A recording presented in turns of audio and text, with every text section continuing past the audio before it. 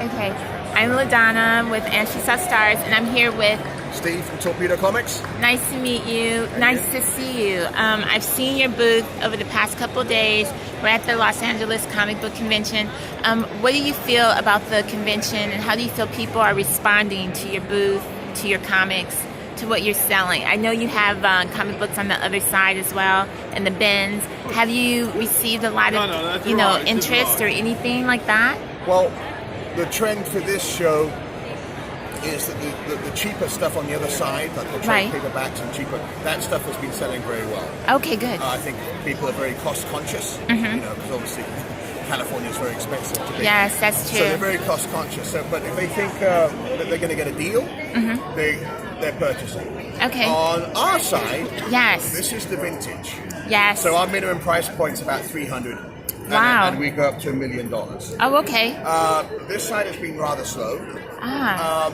But we have made some good connections. Stuff like that. But more bargain basement, I would say, for this show. Okay.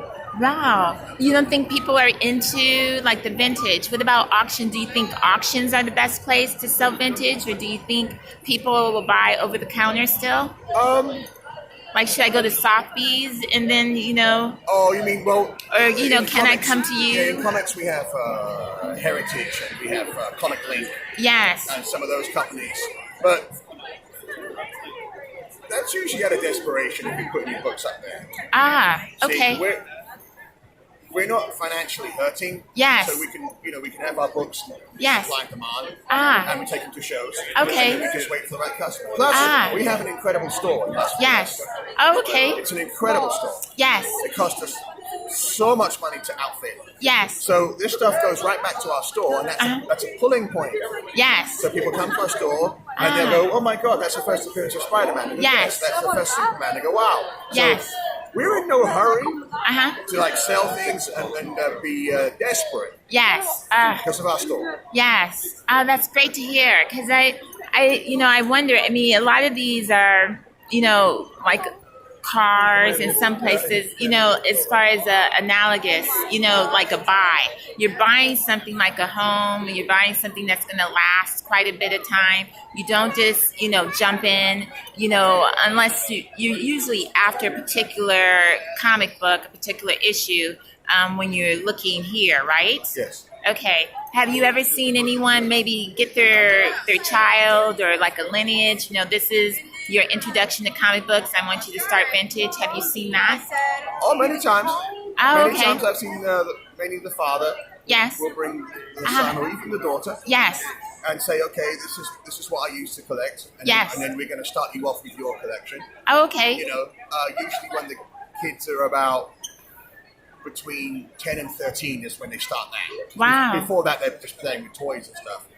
They'll get them the comic toys. Yes. But they don't have the attention span to read the comics yet. Yes. So okay. if they get to a certain age, usually the father wants to pass on his passion. Yes. He'll just say, oh, when I was a kid, I used to be Spider-Man. Yes. And then he'll pass it on to a son. And it's right. I've seen some youngsters building little collections. Yes. No, that's great. I mean, I think you have great ones here. Yes, obviously everyone's into the Amazing Fantasy one. That's always going to be the eye catcher.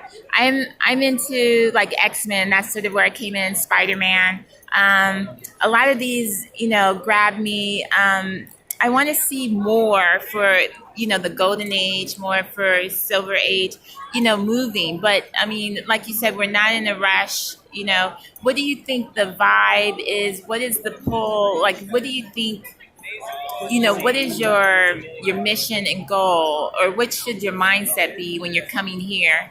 Are you a bit more than just a collector? Are you an avid, Well, again, if you're buying books from this side, you're a serious person. Right. Okay, you're a serious collector. Yes. Because a lot of these books are CGC. You can't read them. So they're of a certain value. You're either going to be purchasing to flip and try and make some money. Okay. Or you're trying to recapture some books that you had when you were younger. Right. And now you've got a little bit more money than when you were younger. Yes. Like, I always wanted this and I'm going to get it. Yes. No, I identify with that. Yes. That factors in. Yes. But I would have to say the thing that's different than at any time before. I've been doing this for a long, long time. We have a whole new generation of youngsters who are buying golden age books. Books in the 1940s. Yes. The horror genre right now is exploding. Really? Okay. But it's not just a series of old guys who are like coming back in and saying, I'm finishing my collections. They're finished. Okay. I'm talking about youngsters. Great. 20-year-olds. Yes. Buying books from the 1940s and 50s. Yes. And they're hunting, they're researching, they know what they're doing. Yes. They're trying to find these really tough books. Okay. And that hasn't happened before. I've never seen it. So that's right great. now, at this time, we're having a transition. Yes. Where the older guys have all finished or passed away. Right. And the younger people are coming up and taking hold and grabbing the reins. Yes. So it's an exciting time. That is very exciting. I'm really glad because I was listening to the main stage. They were concerned about some of the comic books, like where are we going as an industry? And I wanted to sort of see for myself, I've always bagged my comic books when I bought them. It was one of the things to get the backings, put them in the bag and the Mylar and tape it. One of the things I found is that the plastic, sometimes over a year, it just sort of didn't really hold, and then I was buying new plastics to rebag and that type of thing. But I mean, it's an investment with doing it. I didn't mind it, and then I started to see these coming up, and it's sort of a more a more durable sort of casing. What do you think about that? Or well, for me, let's use an example of I've just purchased a collection. Yes. And let's say that someone took care of their books extremely well. Right. For 40 years. Yes. And the books are beautiful. Yes. It's my job to keep them that way. Looking, making decisions. So what I will do is I will look through the books yes. and say, oh my word, these books are so nice that I will encapsulate them immediately. I don't want to take the chance that they're being damaged. Of course, that doesn't happen all the time. That's why some books are rare. Right. But generally speaking, I use a lot of Mylar, of course. Yes. But I also use a lot of my lights. My lights. Yes. It's a lighter material, yes. and you can do cheaper books that way. So between the My Lights, the Mylars, yes. and then of course if it's really expensive yes. or extremely high grade, yes. I'll send it off to CG, it gets encapsulated. Yes. And that means that I think I've done my job as a steward. Right. Because if I damage a book, yes. I die inside. If I'm like, oh my word, I damaged it. Yes. So I'm always very careful. Yes. Got to be careful. No, it's very true. I had not thought about that. I mean, I sort of have an instinct with comics, wanting to take care of them. But, I also have moms and stuff clean up your room and keep stuff nice and that type of thing. And later, I started to think about the investments of it because sometimes I was buying doubles, just to have one to read and then one to sort of keep in the bag. And I started to think, buying the software, I want to keep my collection together. I want to maybe sell it or I want to keep it. I want to maybe just know what I have. Am I investing to become, this is the down payment on a house? No, it's because I love the industry. These are my comic books. And maybe they might be something heirlooms, for my kids or my niece and nephew. And so when I come here and I see this thing, I wonder, are you thinking the same thing, that these become heirlooms by this point when you're having them in the cases? It sounds like that's what you're sort of saying, that these are sort of investments, but something you have to take care of, heirlooms for like tomorrow or for you, or when you buy the collection and you see it's been taken care of, then you're sort of getting something that's worthwhile, maybe worth quite a bit. Do you get into the valuation of comic books? Like, let's say that one there? We do have certain customers that they yes. don't read comics at all. Yes. They're like speculators.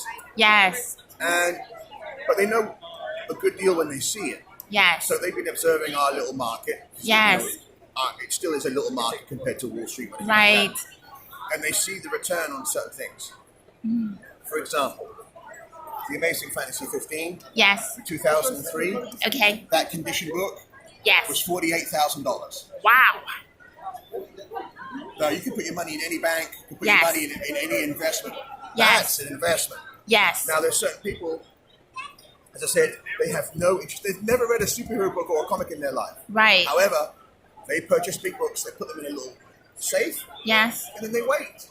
Ah. Now they can either use that to financing later on for their kids or whatever it Yes. is, or they've got a lot of money and they can do what they want to do. Right. But there is no better investment, in my opinion, Yes. than a big, huge key book. If you want to buy the first Fantastic Four, the first Spider-Man, Yes. the first Batman, Yes. of course, if you're buying the first Batman, you're exceedingly wealthy. Right. But so you're dealing with a certain clientele. Yes. Regular collectors don't buy stuff like that. Wow. They'll buy a reprint. Yes. They'll buy, to read the story so they get it. But they Ah. can't afford to buy that original stuff. Right. Unless they're very lucky and they're like, hey, I won the lottery and I'm going to buy this book. Yes. Wait, what is it? You have the first Yes. edition? Wow. Thank you very much. Is that real? Is that? Yes. Sorry. I don't so want to. sorry. No. It's exciting here, so I don't want to interrupt. But yes, it makes sense. Reprints, second, instead of buying, instead of making this. Wow. I'm sorry. I'm really overwhelmed by the interview and the information and what you're saying. I really believe in what you have here. Your products look amazing. Obviously, buy, but it sounds like it's a better investment than, let's say, your car, which devaluates as soon as you buy it. Yes. Yes, and this is sort of still maintaining, and it's like gold in the You bank. can't go wrong with a key. Right. Can't go wrong with a key. Everyone's Right. going to want a key. Yes. Wow. Okay. Well, I'm going to say this is LaDonna with Ashley Saw Stars. And This is Steve from Torpedo Comics. yes. Come and visit our store in Las Vegas when you get the chance. Yes, I will. Next time I'm there, I will come by again, and if it's not too much of a bother. Okay? All right. All right. Thank you very much. Thank you very much. Thank you. Take care.